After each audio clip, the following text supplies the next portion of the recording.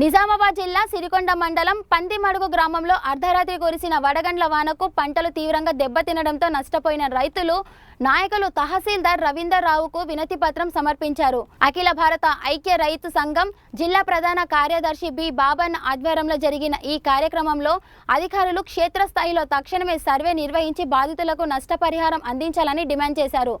6 గాలం శ్రమించి సాగు చేసిన పంట నీటి పాలు కావడంతో ప్రభుత్వం స్పందించి ప్రతి రైతును ఆదుకోవాలని వారు కోరారు.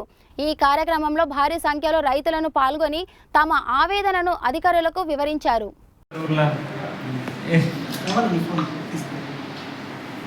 చెప్పకుండా ఛాయ్ తాగకుండా మళ్ళీ రాళ్ళు పడి పందికొండ గ్రామంలో కూడా వడ్లు రాలిపోయినాయి సార్.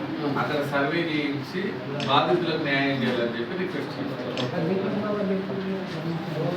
మొన్న ఈ నెల 4వ తారీఖు శనివారం రాత్రి వడగండ్ల వర్షం వల్ల రైతులు తాటిపల్లి, చీమన్పల్లి, జినిగాల, పందిమడుగు గ్రామాలలో వడ్లు రాలిపోయి నష్టపోయారు. అందువల్ల పందిమడుగులో సర్వే చేయలేరని చెప్పి రైతులందరూ కలిసి ఒకవైపు గ్రామంలో ఒకవైపు వడ్లు చాలా రాలినాయి, వాటిని కూడా పరిశీలించి మా పేర్లు కూడా సర్వే చేయించి మాకు నష్టపరిహారం ఇప్పించాలని చెప్పి తహసీల్దార్ గారికి వినతి పత్రం ఇవ్వడం జరిగింది.